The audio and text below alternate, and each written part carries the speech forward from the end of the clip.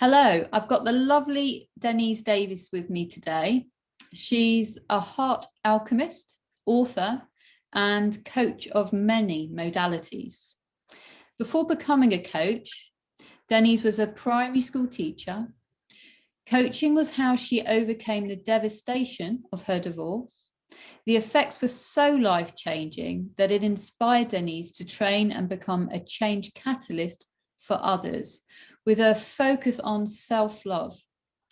Moving to Dorset led Denise to find herself, her soul tribe of like-minded people. She was guided to create Harmonise Your Heart Process.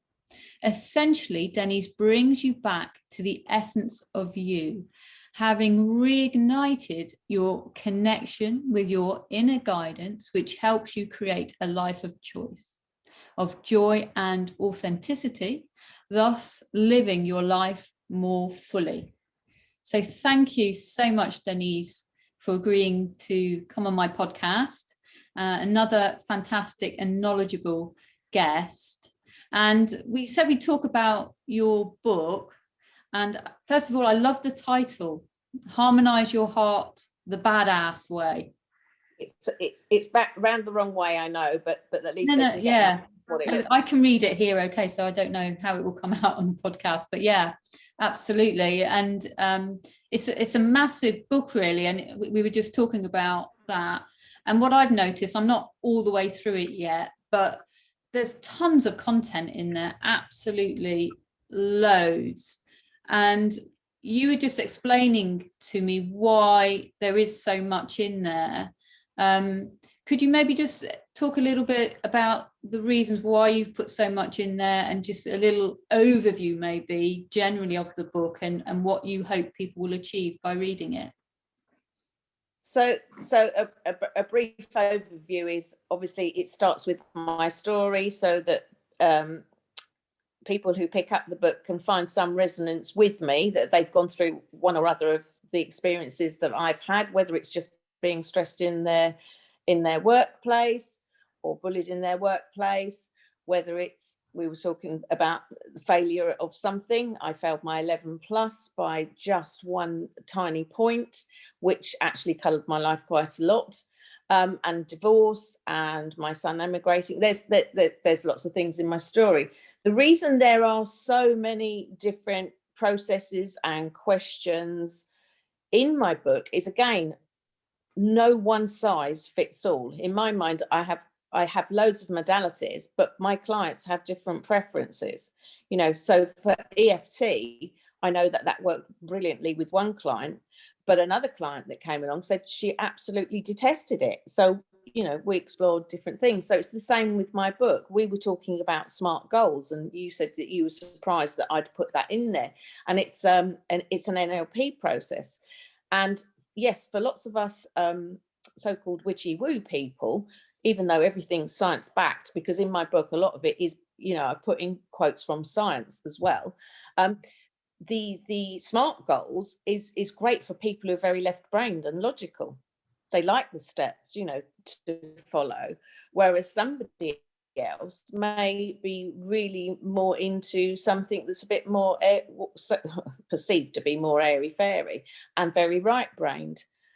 So I just hope that having all the different processes in there, somebody is going to find at least one thing that is going to help them feel more balanced in mind, body and spirit, because that's the whole purpose of the book.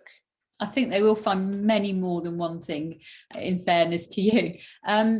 You mentioned SMART goals, but maybe not everybody knows what a SMART goal is and sort of how to put one together. So I know you've got your book and you said you like to refer to it a few times. So it'd be nice to know, first of all, like I say, what is a SMART goal? And then what are the essences of putting that together to make it smart? I obviously won't read it all because there's quite a lot in there, but the SMART obviously is about being specific about what you want and being clear. So it's written in the positive as if you've already received it. The M is for measurable. So how can you know that you've actually achieved the goal? So in there you could put, right, in 6 weeks on such and such a date, I will have lost 3 kilos if it was a weight goal. So that way you've got, you know when the end date is, you know what it is you're supposed to achieve. After that, it's A for achievable. Is it attainable? Is it realistic? Do you want to put it, do you want to make it a really huge goal, or do you want to break it down into steps? So ensure that it is possible that you can achieve the outcome, because otherwise what's the point in doing? And the R is for relevance. It's important that your goal is for you, not what others wish for you, but it's relevant, and it will have an impact for you. And you can think about how it may impact other people, but the most important bit is yourself. The most important relationship you will ever have is with you. You're the one constant you're going to have throughout your life. There's no guarantees that anybody else is going to be with us forever and ever, is there? So I think that's really important. And again, the T is the time-based. So that really links with the measurable, a start and end date, so you know what length of time you've got and how you're moving forward. So I think it's quite, for me, I quite like having small steps. So I know, right, I've achieved that part towards it, and then the next part. So to do this, that in the book, there's just there's so many steps to do that. I don't really want to go into all that, because we'll take all the time speaking about the SMART goals. But what you do with the SMART goals, so you write all those steps and then you put them in your timeline. So what you're doing is you're going out, you're visualizing your timeline, and then you're going out into the future, and you're dropping that into your future so that it can shuffle back to the now, which sounds a bit crazy for people who are not used to it. but if you can read more about it. If you break that down though and think, okay, first of all, just SMART is, I think we call them acronyms. Is that the right word for SMART, for when you use a word as the initial? So it's an acronym. But yeah, talking about putting them out there, and yes, for anybody new to any of this work, some aspects might seem strange, but we know, even if you talk of it in terms of you're visualizing, okay, people can probably relate to visualization. And we know that visualization works because, for instance, sports stars are probably key users of visualization. So it's just imagining your goal being achieved, isn't it? Because, you know, we said at the beginning, you haven't put a lot in about the subconscious, although underneath, I think there's a lot of subconscious work within your book, even though you've not necessarily talked about it a great deal. It's phenomenal, because that's what runs our life. Completely. And you're talking about the sports stars. One that comes to mind is Tiger Woods. He definitely visualized hitting a birdie loads of times in his mind, and then his unconscious mind thought it had already done it loads of times, and voila, there is. He's hit it in one. Brilliant. You know, I've also seen the same with EFT. I've seen guys going to do some sports and doing their tapping beforehand. I think it's really great, because, you know, 17 plus years ago when I started, this was really strange. You know, my own children thought, oh my gosh, you know, you were a school teacher and now you're a nut job. the eyes would roll and all of that. And now it's becoming so much more in the mainstream, and science is backing up that all the things that I have been doing actually do work and are very efficient at that. And the power of our unconscious mind. And that's why it's important what we say to ourselves. So that's another way to self-love ourselves, is to watch our language and our mindset. Completely. I mean, I know I'm talking to you all stuff you know yourself. Well, yeah, but it's good to talk about these things, because I think these things get ignored in the busyness of day-to-day life, and we get into patterns, don't we?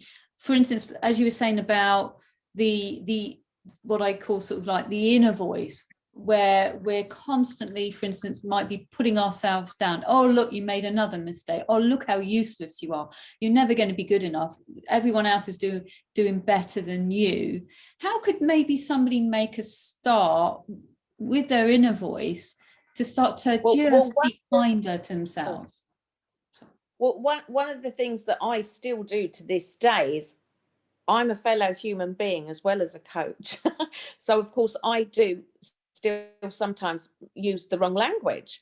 So when I notice that I've said something that I don't want, whether it's about me or whatever's out there in the world, as you and I know, that we will draw things to us. If we're very negative, we'll draw more of that negativity to us. So what I actually say is, to negate what I've said, is I sort of go clear, cancel and delete, and then make a statement of what it is I do want, or what it is I want to feel about me. So if I'd have said, oh God, you're so stupid, why did you do that? So I'd say clear, cancel and delete, and sort of like wipe it away. And then I'd say, oh, actually, blah de blah de blah, I've really done well, because I've learned that that's not the way to do this, and now I will know how to do whatever it is properly. So to me, that's really simple, but I find that really effective. That's because brilliant. I've literally gone on top of a negative statement and put a positive in there. Well done me. I've learned something not to do. Great, I can have another chance. Absolutely. And life is a learning experience, isn't it? I mean, we touched on the fact that you have had a very interesting life and many times very challenging life indeed. You're clearly a very strong lady. And it's great that you've put so much of that in the book, because it's good to understand where you've come from to get to the point you are now, because you can empathize with people, you can relate to them and their challenges in life. I mean, we mentioned divorce in the very beginning, in the intro. You've been through that. As you say, you're a human being, you've had life experiences, but it's taken you to this point. So what would you say for you has been, it might not be one thing, but some of the biggest changes to your life in getting into this more, shall we call it, holistic type of treatments and therapies and learnings? Well, the biggest learning really, it is all about self-love, literally. I used to be quite disparaging about myself. I still occasionally find myself being judgmental about myself. I do have to correct me. We're work in progress in my mind till the day we go.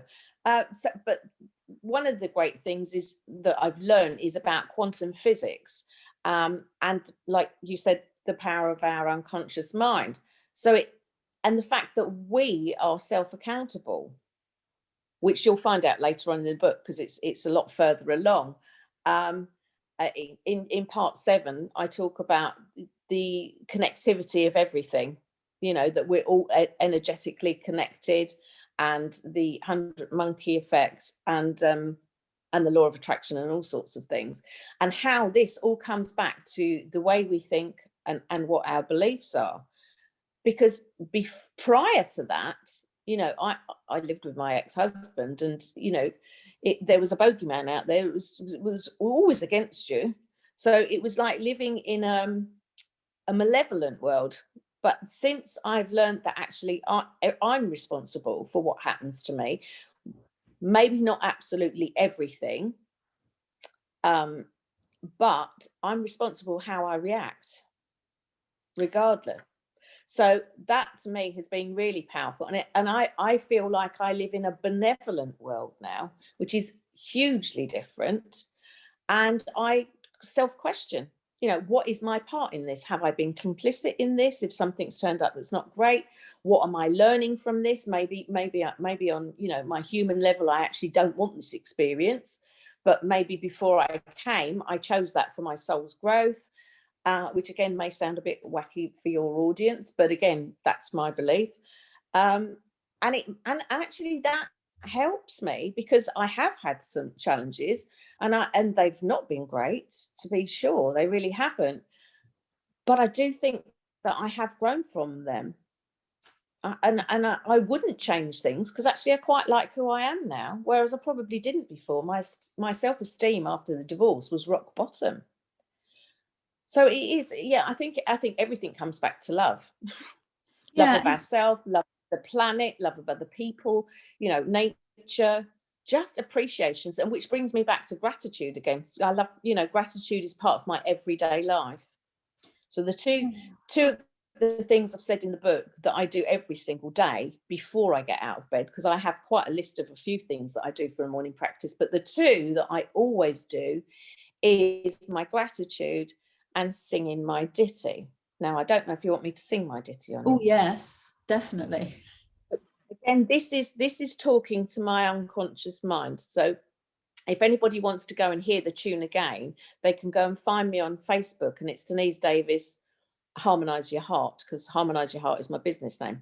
Anyway, my voice is a bit ropey, but you'll get it. I should have got a drink of water, I think. So it's very, very short.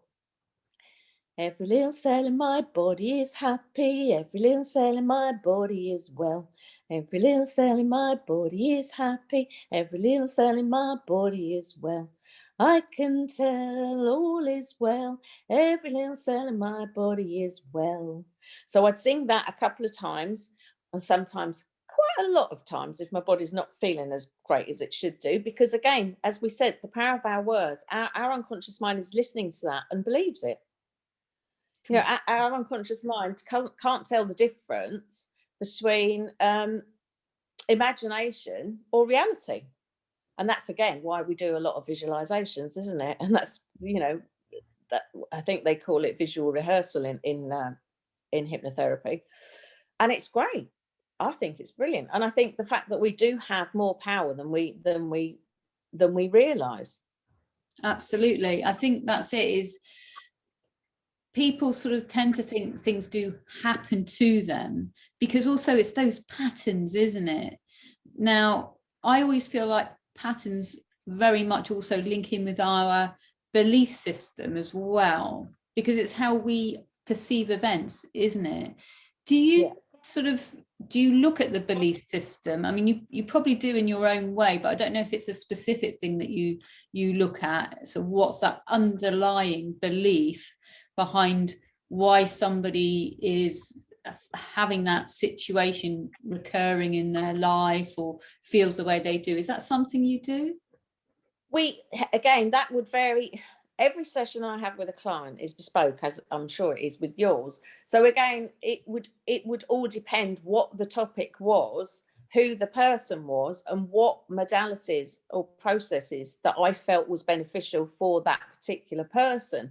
So in some cases, yes, definitely, and even more so in my early years. But there's sometimes when with some clients, we don't even need to go that far back.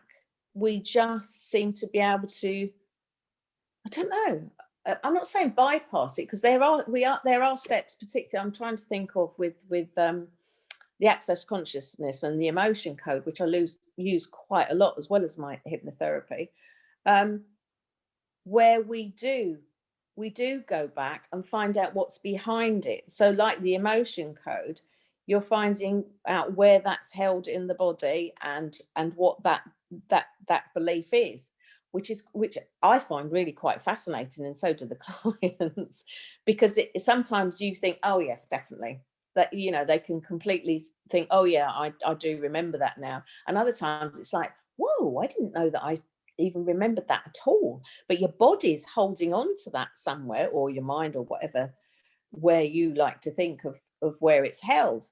So yeah, I find it all really fascinating. I do think, for the most part, it's quite interesting to go back to that root cause. But there have been times, even in my own healings, where I'll say clearing, because I've been crying, and I have no idea what's behind it or whatever. And I think that's because, although I am witchy wooey creative on the right brain, I can also be quite left brain, which has served me well, because I'm not either one or the other. I am quite balanced. But I could, with my own coaching head, counteract it. So I think if it's something that I could take back, if you know what I mean, it's cleared without me knowing where it's come from, so Yeah. that I can't change it, if you know what I mean, and start analysing it myself. Yeah. And sometimes you don't need to analyze. And I think, you know, especially with speaking to so many people, as I am at the moment on the podcast, is there are so many ways to do this work. And you're right, it is about finding what's right for that person. And there is no one size fits all. And we have to put in the work if we want to make the change as well, don't we? Oh, golly, yes. We don't wave a magic wand. I see myself as the coach and healer, as the facilitator. Like you said about a change catalyst, I'm here to help you change. In fact, although I say change catalyst, I prefer the heart alchemist, because I think what we're doing is changing how we feel about ourselves and loving ourselves more. And obviously alchemy is changing from one form to another. So I changed from not loving myself very much and being really quite unkind to me, really, to actually really enjoying lots about myself now. I wouldn't say I'm 100% there, but I'm way near the top than compared to what I was. And again, it's different days, we feel differently on different times, don't we? So, you know, for one particular solution, somebody may want to go back to that root cause, but I don't feel it's necessary, like you said, always to do that and go back into all that emotion and everything. All the things I've used, I've never had any clients go back and claim their things that they've cleared. I'm not saying that can't happen, but I'm blessed that it hasn't. And that's true for me too. Things that I've released over the years, and that's been a lot, I haven't, but other aspects around that have come up, because that surprised me as well in the early years. You know, I thought I'd cleared all that around my dad or whatever. Oh, you did clear that bit, lovely, but this is a different little bit around it. Oh, okay. It's a bit like an onion. Yeah, we do use that. Yeah, peeling all the layers away. So one of the things, you know, the book is Harmonise Your Heart. So it is about creating harmony. But as you rightly point out, it's emotional, mental, physical harmony, isn't it? And absolutely, that's what we are. We're holistic beings, aren't we? We're not just a body. We're all those things. And if one of those is out of balance, it can throw some of the rest out of balance too. So you're not going to feel the best you can.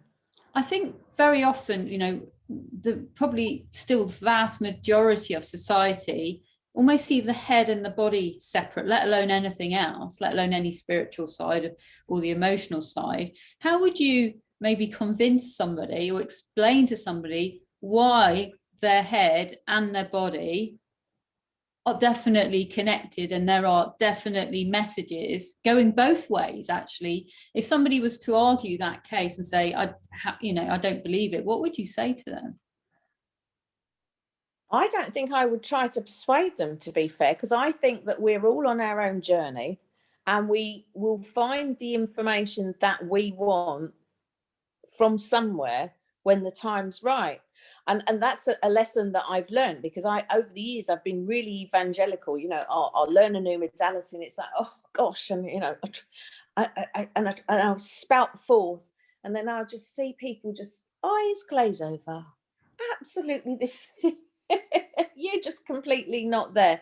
And yet another time, you know, it may be a year later or whatever, and you mentioned blah blah blah blah, and then they are more receptive.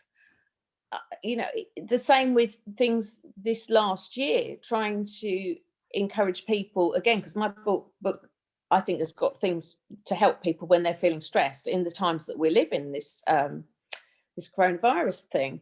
Again, they're not ready for it. You know, even my own family. There's other people merrily buying it and saying, oh, you know, really good reviews, actually. I'm blessed.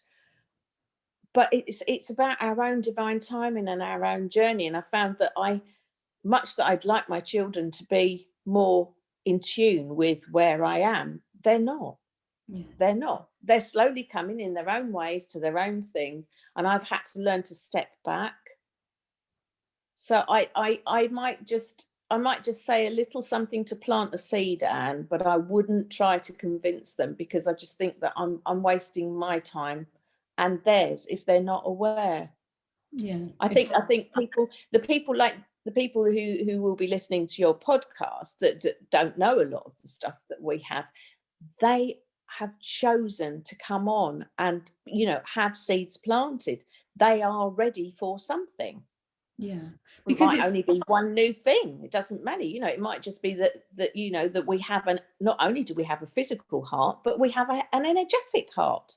They don't know that, so they may want to learn about, you know, the energy centers in our body, or the chakras, whichever term you want to use. So I yeah, that's been a big learning for me, actually, not to keep trying to persuade people or to try and bring them to where I am right now. Yeah, absolutely. And I get that sometimes in my studio, where somebody might want their partner or maybe their son or their daughter to come to me, and I say, well, just plant the seed. You know, I said, you can't sort of force that, but when they start to become curious, then, you know, that's the time to sort of, you know, they're asked the questions. And, you know, I'll get people come to me, and you know, hypnotherapy is sort of the main thing that people come to me for, and I might use other modalities. I do tend to mix modalities around, but you know, yeah. And you know, they might be sat in the chair opposite me and say, I'm really skeptical about this, but they're in the chair.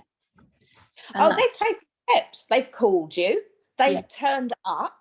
Yeah, yeah. So yeah, absolutely. And it's then about helping them feel comfortable, isn't it? Feel safe, feel comfortable.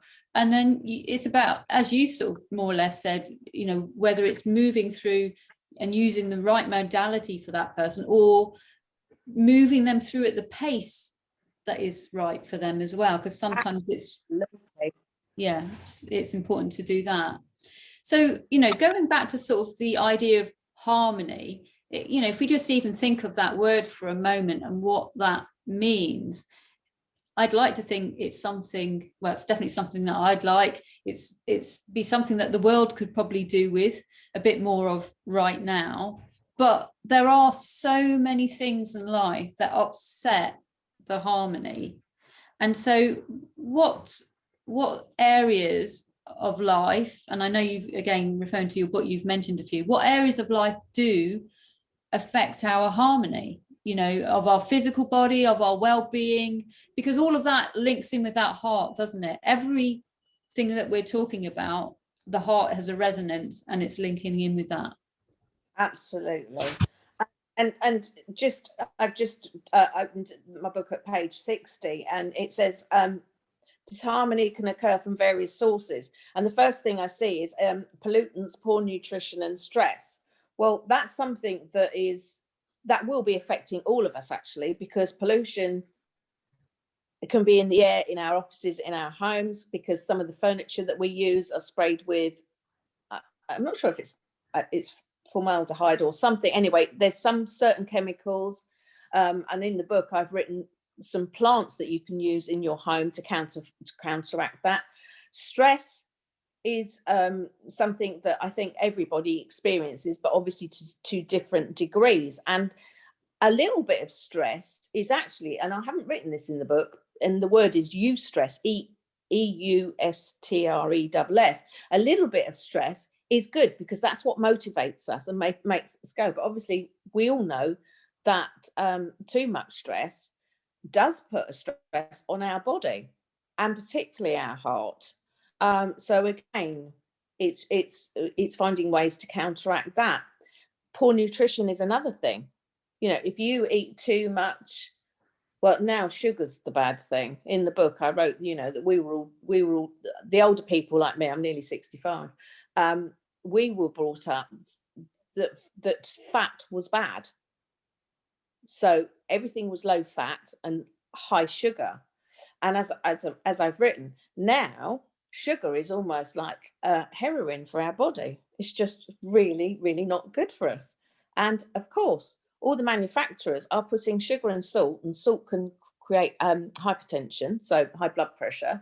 So the combination of salt and sugar is what attracts us and wants us to keep eating more of the bad stuff. So again, it's about being aware of what is good for our body and what isn't.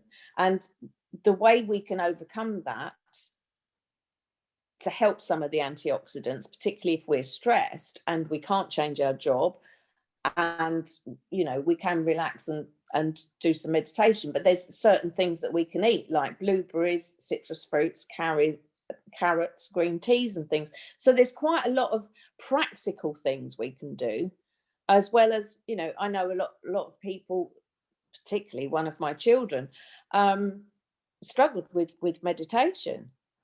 And I said, but just try and do it for a few minutes and gradually increase that over time. Because meditation, again, science has showed huge benefits from meditating. And Dr. Joe Dispenza, he talks about how when you meditate, you decrease the stress and it lengthens your telomeres.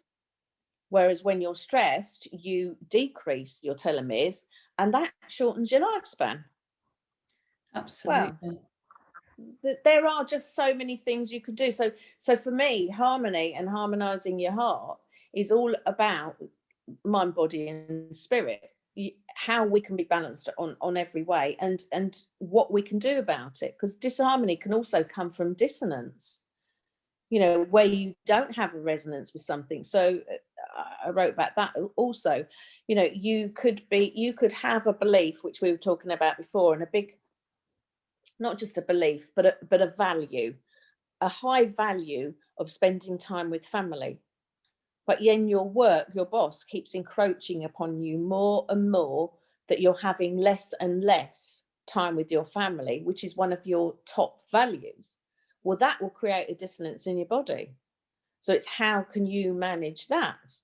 Is there a point where you're doing far more than you should do, and you've got a family event coming up that's really important? Let's say it's a wedding and it's your brother's, and he says, I need you to work overtime. Is there a point that you take your power and you say, actually, do you know what? I have done loads of overtime.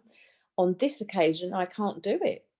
And sometimes it's about being brave, because a lot of people are worried about keeping their jobs.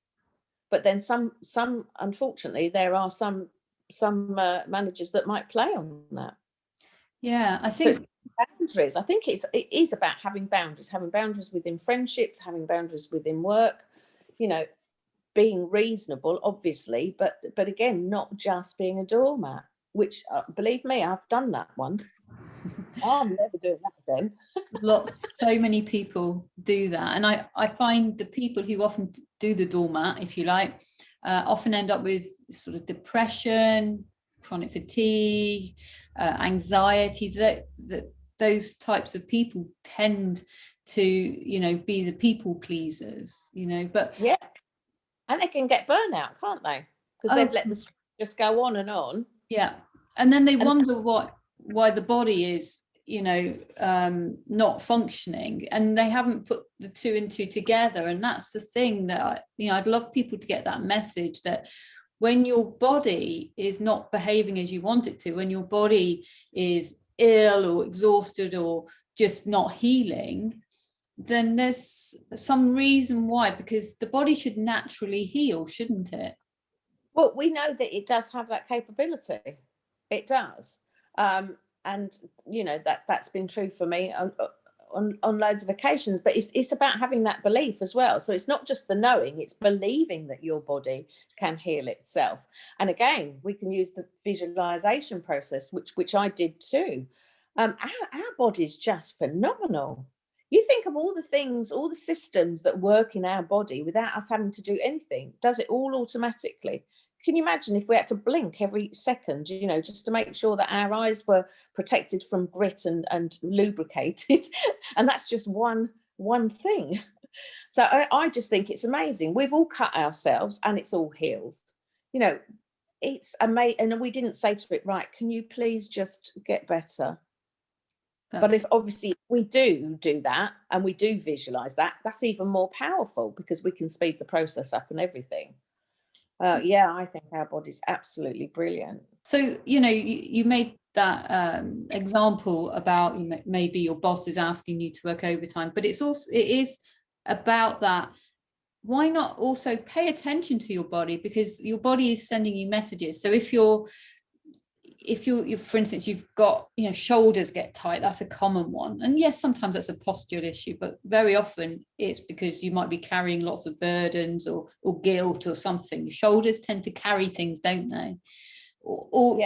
The saying, you feel as if you've got the world upon your shoulders. I mean, some of our sayings are just saying exactly what our body is feeling. Completely. So then explore that further. Yeah. You can even dialogue with your body, can't you? Yeah. What is your body asking for today? Well, the other day I'd come back from family. I'd been to families for a week, and I live alone. So I'm not used to a big mix of energies all the time and not being on my own at any point. And it was great where I was up there, had a fabulous time, absolutely loved it, because my oldest daughter and my 2 grandchildren are my bubble, but they live 3 hours away. And I only got to see my other children for an hour in the park because we're not allowed to be near each other and they won't allow me in the house and what have you. But when I came back home, and it's only a few hours drive, the next day I went for my walk, but it was quite a long walk. But I ended up napping in the afternoon. My body absolutely asked me to have a sleep. And I was blessed that I had that time that I could. And it's like, I'm just needing to get myself back, to release all the energies that were there that weren't mine and everything else, and to settle back into my own space energetically. And my eyes were really the great indicator, because I struggled and I just thought, I know it's the afternoon and I don't very often have a nanny's nap, but when my body wants it, I do try to give it.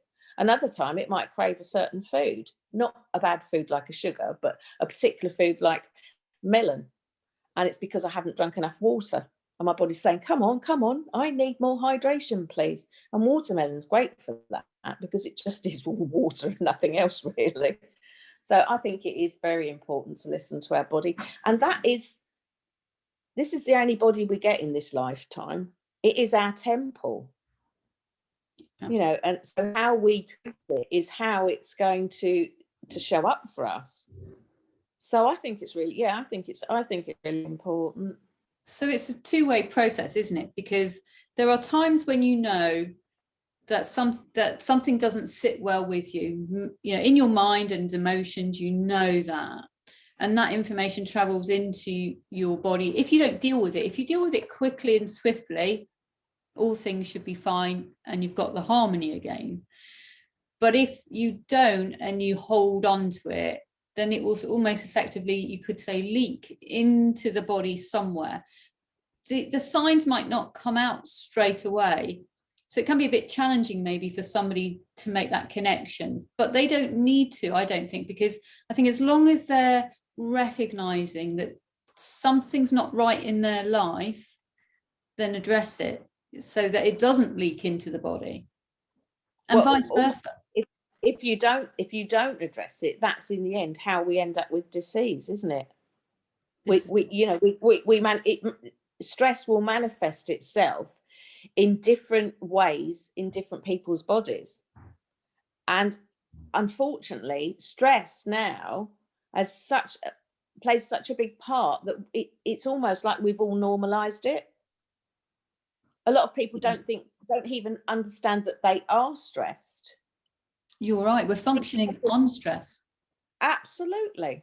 And nothing else really.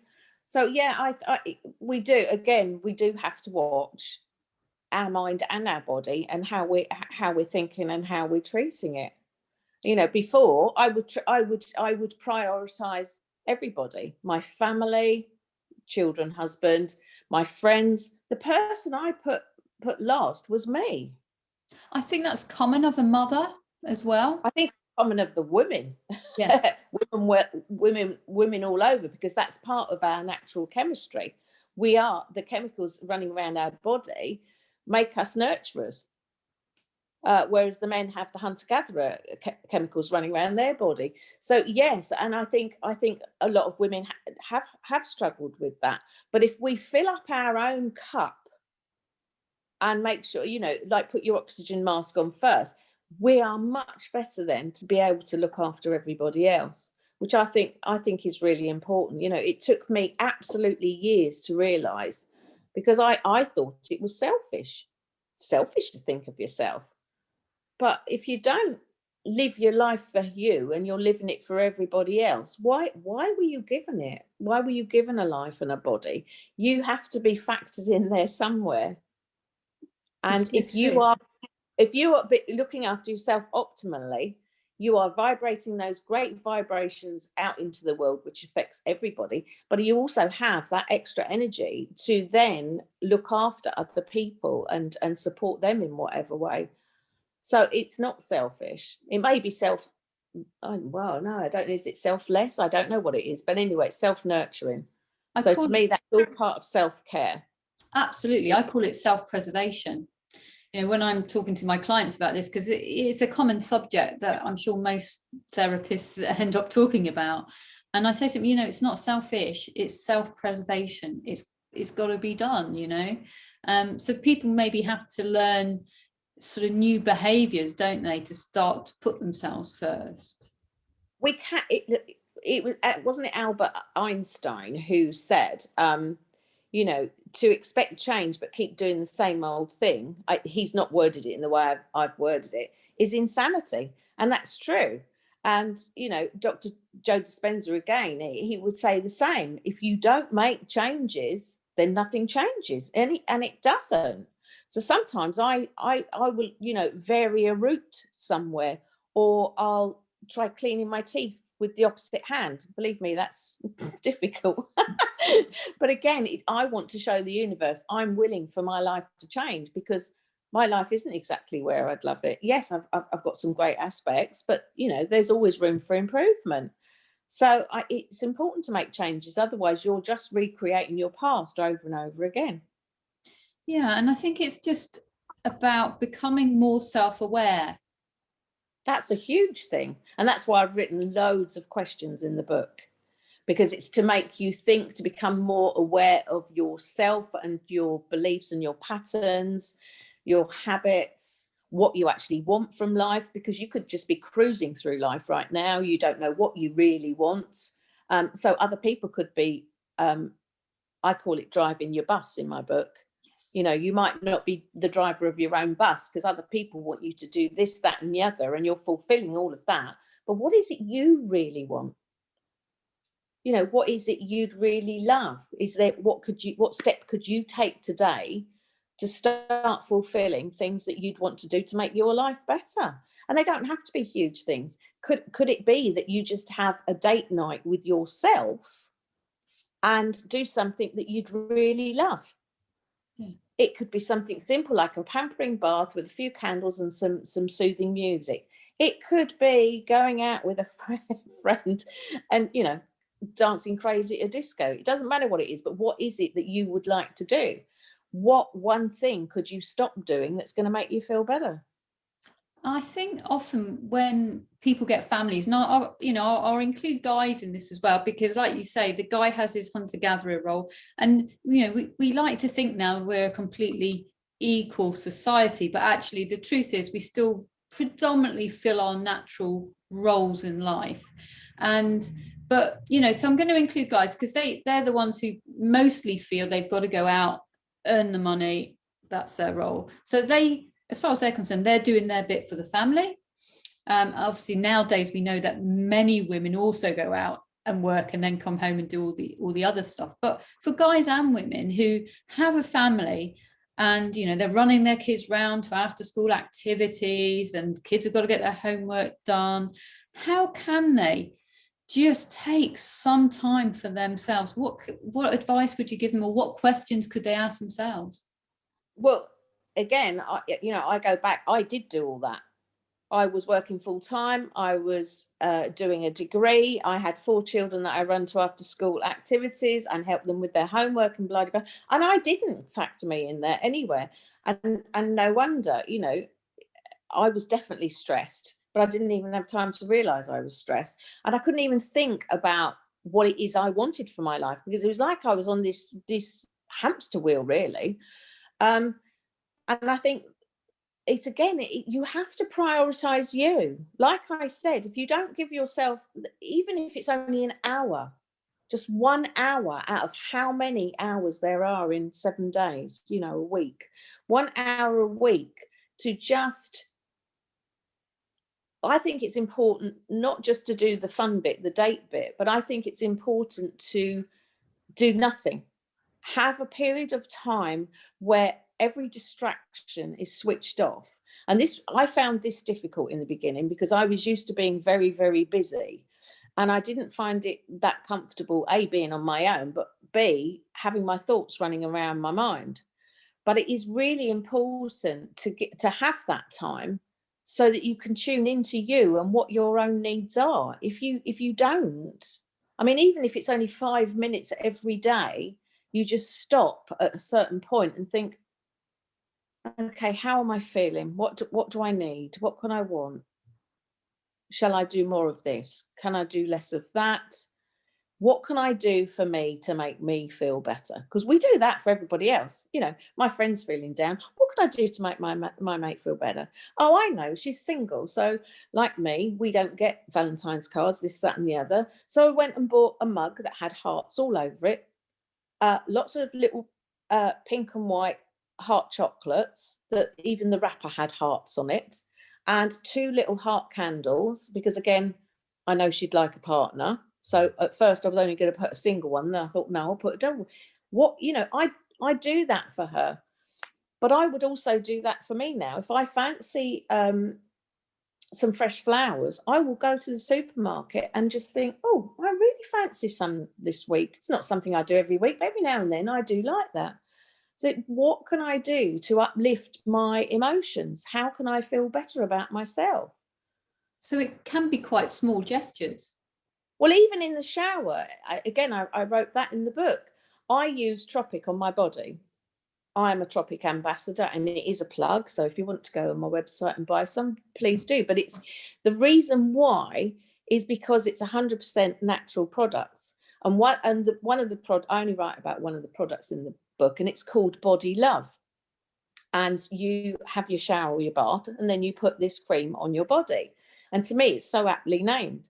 And when I'm doing that, I'm saying to my body, oh, I love you. I love you, legs. Thank you so much, legs, because you allow me to drive my car. You allow me to swim.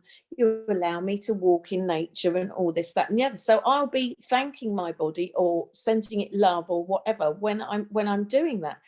There are a lot of cheap and simple things that we can do to take care of ourselves, even if it is only walking in nature. I walk by the sea and I walk in the forest.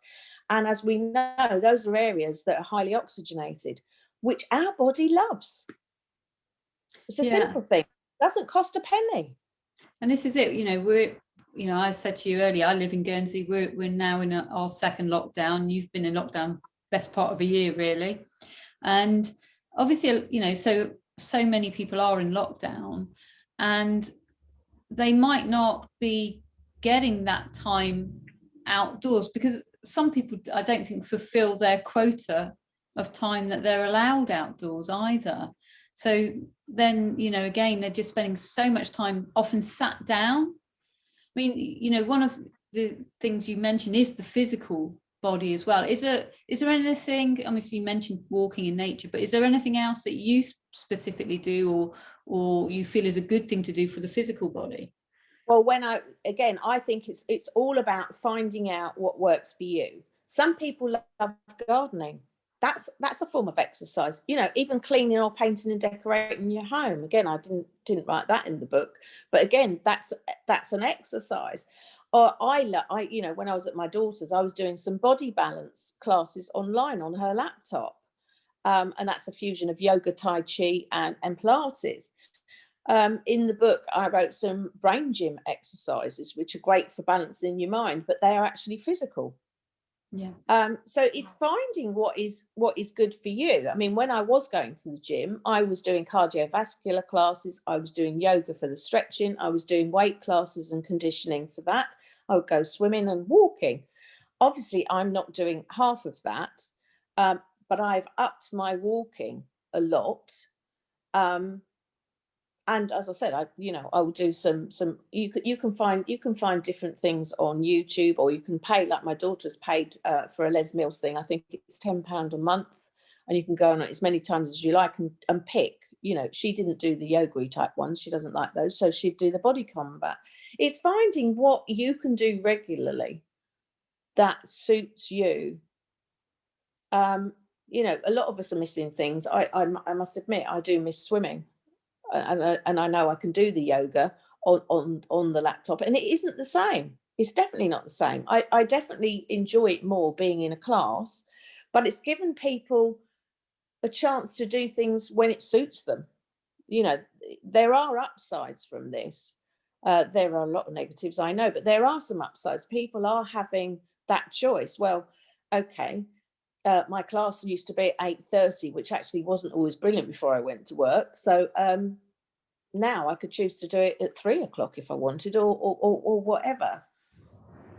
Yeah, I think a lot of it is our mindset and our perspective of seeing things. Yes, there's a lot of challenges we're all going through over this year, but also try to focus on some of the good things that have come from it. From that, for me, was been the time to be able to finish my book. There are things, and I think the fact that people have spent more time with their family means that they have bonded. Yes, they're spending more time than they would, and sometimes that can cause some arguments and things, which is natural when you're not spend 24/7. But I've noticed when I've been out with family, we've played chess together, card games, board games, all this, that, and the other, and those were used to be relegated for high days and holidays. Yeah, Christmas times or on holidays, this, that, and yet now they're becoming more of a regular thing. So we are, well, some people are spending more time and bonding with people that we care about. Yeah, and I think it's about, for me, I find scheduling is good. So, I'm someone who likes, for instance, I get up early. At the moment, I'm getting up even earlier than I do normally. I'm getting up about 5-ish because I'm actually not finding I'm needing quite as much sleep. So normally I'm up about 5:30, but I'm getting up at 5. And I cycle, and I like to do my cycling early, because then I've got my exercise done, and then I've got the rest of my day. Or if it's not cycling that day, I like to do yoga, and so on. So for me, I find if I was to leave it till later in the day, I just get caught up in other things, and then I might not do it. Whereas if I do it early, then it's done. I'm more likely maybe to go for a walk later, but if I want to do anything a bit more intense, which is a lot of what I do on the bike, I'd rather get up and do it early, and it's done and dusted, And so I think it is scheduling. It doesn't work for everybody, but at least then you go, that's my slot to do that, whether it is a well-being, nice luxury thing for yourself, or whether it is, like I say, a well-being, going out doing your exercise. Well, I hear what you're saying, but what works for you, somebody else may be a nighttime person. We're all different, aren't we? I know what works for me, and for writing and doing work. I'm fresher in the morning, like you. So I used to go to my classes. I used to leave to go to my classes at 10 to 8, and they'd start about 20 past 8. And within, by 9:30, I'm done. So then that's writing the book or doing whatever. I don't, with the walk, like you, I'm quite happy to walk in the afternoon. Yeah, it's funny. I always did that, but there again, I've got another friend, and she's more awake in the evening, where I'm like, no, I really want to rest in the evening. Absolutely. I don't really be writing my book in the evening. I did when I felt motivated to, but mostly I allowed myself to do that in the morning. And again, we've all got different body clocks. Again, it's listening to ourselves and finding what works for us, isn't it? Yeah, and if we can make that a sort of almost like a slot in the day where we go, right, 3:00 I always do that, or whether it's 8:00 at night or whatever it is. But if that person then says that's my time for me, then at least then they've got it set in the day. Because to achieve this harmony, it is important to take action. You're not going to achieve it otherwise. No, I totally agree. Yeah. Absolutely. So No, and you'll have no control if you don't take actions towards taking care of yourself. Then you're just floating along in the river of life, and things are going to be happening to you that you will then have to respond to. Whereas I prefer to be proactive, really, yeah. and that gives me more control of my bus. Yeah. So you mentioned your bus, and I love that as a sort of metaphor. So, can you explain a little bit more about the bus? Well, I just think that if you see the world in a malevolent way, everybody is doing everything to you. All the horrible things are all happening to you, and people will suggest that you do this, that, and the other, and you're not doing anything for yourself. So your friend will say, that's one of the examples in the book. I want to go out tonight, and this is a true story. So she wanted to go out. I didn't. In fact, I was really quite tired. In the end, I felt emotionally blackmailed that I was a bad friend by not going out clubbing with her when I felt I'd had enough of working all day, sorting the children out. I actually wanted to relax, so I ended up going out to the detriment of me. So was I driver of my bus and looking after me? No, I wasn't. I'd allowed somebody else to take the steering wheel, point me in the direction, and we do exactly what they want. And I didn't do anything of what I wanted. And again, not taking care and listening to my own body that wanted to rest. That's how we create our ill health. Yeah. And also, I've allowed myself to be disrespected because I've been emotionally bullied into doing what others wanted. And when I didn't do that, I was told I was a rubbish friend and a rubbish person and all this. And I used to believe it. Whereas now I think, well, hello, who's being selfish and the rubbish friend? You're trying to bully me into doing what you want. Is that not selfish? Pot kettle black. How would you realize it? I didn't realize it. So I was always doing things of what everybody else wanted. So no, I was never a driver. I was probably the back seat of my bus or sitting on the roof. Whereas now, I take other people's thoughts and feelings into account, but I also take into account how much do I really want to do this, and if I do things, it's a conscious choice. I consciously, with my children, well, sometimes I will put myself, further back and put them, but I know that I'm doing it. That's the difference. Yeah. And, there's not that many times that I will put myself last for anyone because I am my priority. Nobody else puts me first either.